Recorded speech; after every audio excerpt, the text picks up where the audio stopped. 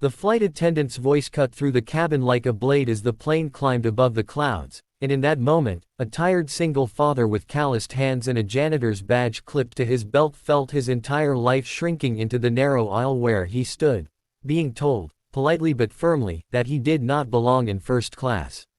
If you believe in kindness, second chances, and unseen strength, please take a moment to like this video, share it with someone who needs hope today, comment your thoughts, and subscribe to channel name. Your support keeps stories like this alive. The man's name was Daniel Carter, and he had learned long ago how to swallow humiliation without making a sound. He had practiced it in hospital waiting rooms when bills piled up faster than prayers, in school hallways where his daughter's classmates whispered about her thrift store clothes, and late at night while mopping floors in buildings so polished they reflected lives far removed from his own. Today, though, the sting felt sharper. He had saved for months to afford this ticket, not because he wanted luxury, but because his daughter Emma had never flown before, and he wanted her first memory of the sky to be gentle. The airline's system had upgraded them automatically due to an overbooked economy cabin, a small miracle he hadn't questioned. Now that miracle was being quietly taken back. Daniel stood there holding Emma's backpack, his shoulders tense but his voice calm as he nodded and began gathering their things. Around them, passengers averted their eyes, pretending not to see the discomfort unfolding inches away. Emma looked up at him, confusion clouding her small face, and that look hurt more than the words ever could. He bent down, whispered reassurance, and promised her it was okay, that seats didn't define people.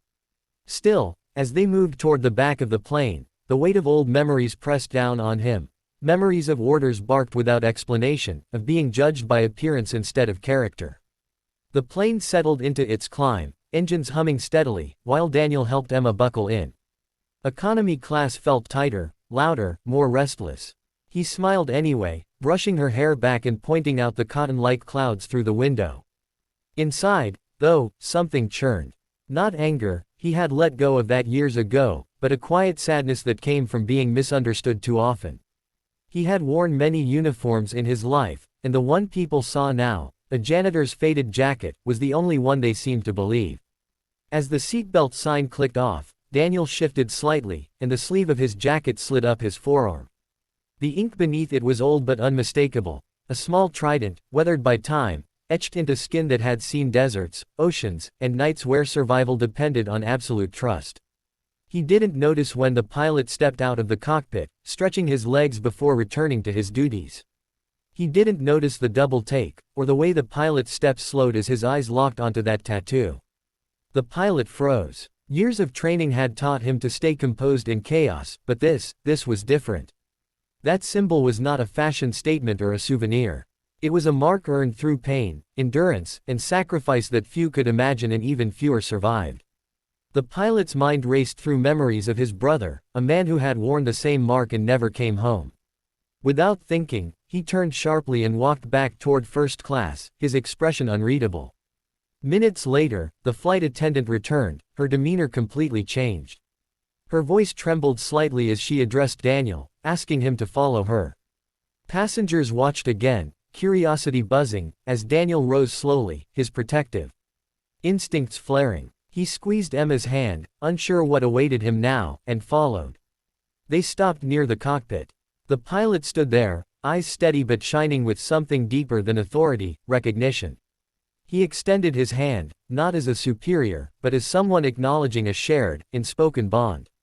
Daniel hesitated, then shook it, feeling the weight of years in that simple gesture. No explanations were spoken aloud for the cabin to hear. None were needed. The pilot requested, firmly and respectfully, that Daniel and his daughter return to their original seats. Not as an exception, not as charity, as a correction. The walk back felt different this time. The same aisle, the same eyes watching, but now there was a shift, a quiet reverence rippling through the space. Daniel settled into the seat, his heart pounding, Emma's grip tight around his finger. He felt exposed, not because of judgment, but because something deeply personal had been seen without his consent. As the flight continued, Daniel's thoughts drifted backward. He remembered the day he left the service, carrying invisible scars and a promise to build a peaceful life. He remembered Emma's mother, the illness that took her too quickly, and the nights he learned how to braid hair and pack lunches while studying maintenance manuals by dim kitchen light.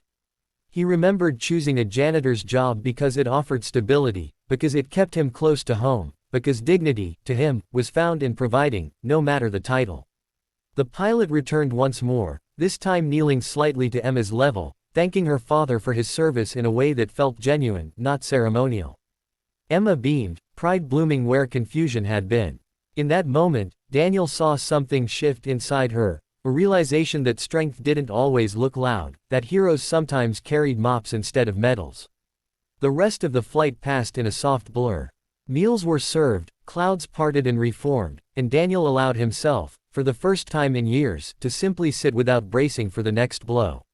He wasn't suddenly healed. His life didn't transform into ease or wealth.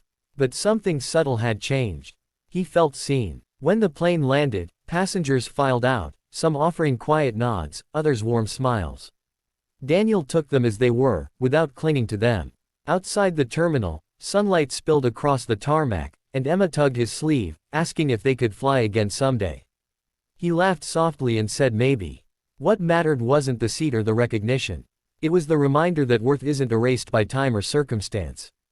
That sacrifices echo long after uniforms are folded away. That kindness, when it shows up unexpectedly, can mend fractures we didn't realize were still open.